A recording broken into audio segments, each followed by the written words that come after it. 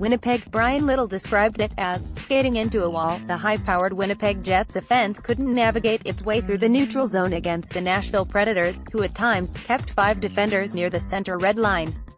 The tactic earned the Predators a 2-1 win inside Bell MTS Place, snapping Winnipeg's 13-game win streak on home ice, and evening the best-of-7 series at 2 apiece. Video, post-game, Predators 2, Jets 1. This was a big game, and we knew they were going to give us their best. They're a good team over there, and they came out and played a good game, a really good defensive game, said Little, who played 16:32 in Game 4. If anything, I thought maybe we were trying to pick our way through a little bit more than we were used to.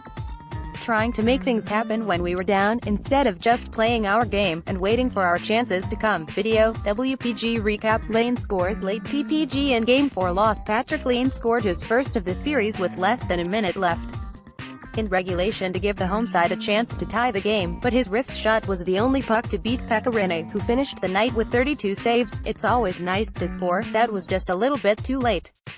At least that goal gave us a chance to tie the game. But we just couldn't capitalize, said Lane. When they're defending that well, we just have to get pucks in deep and get a lot of ozone time.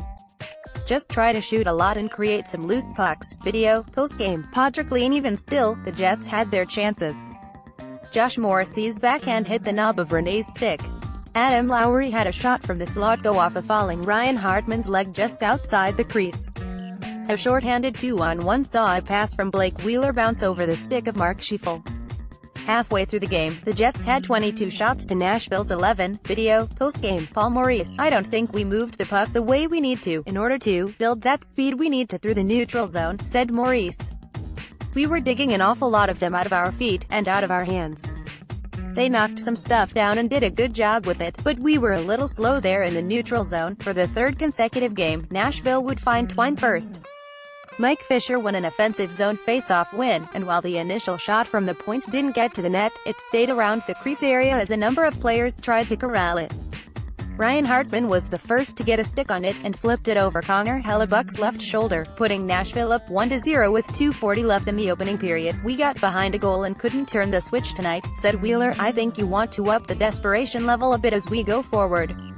Systematically, we've been a real tough team to play against all year. We got chasing a game tonight against a team that was desperate and needed a win.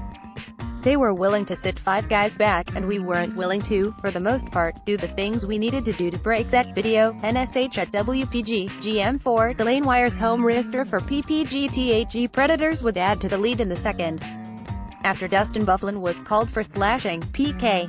Subban used screens from Craig Smith and Victor Arvidsson, and blasted home his third of the series on the power play with 5:24 to go in the middle frame.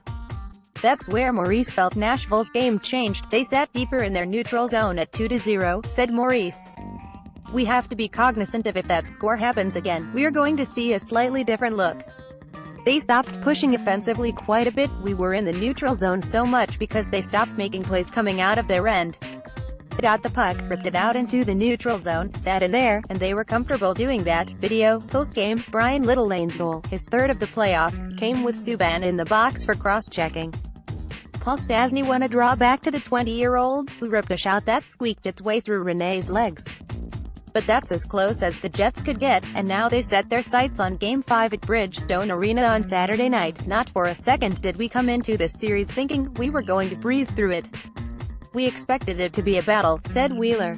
Throughout this whole process there is going to be learning experiences and ups and downs. It's how you respond to it. We've responded incredibly well all year. This has not been an easy year. There has been a lot of adversity all year, and we've answered the bell every single time. I'm excited about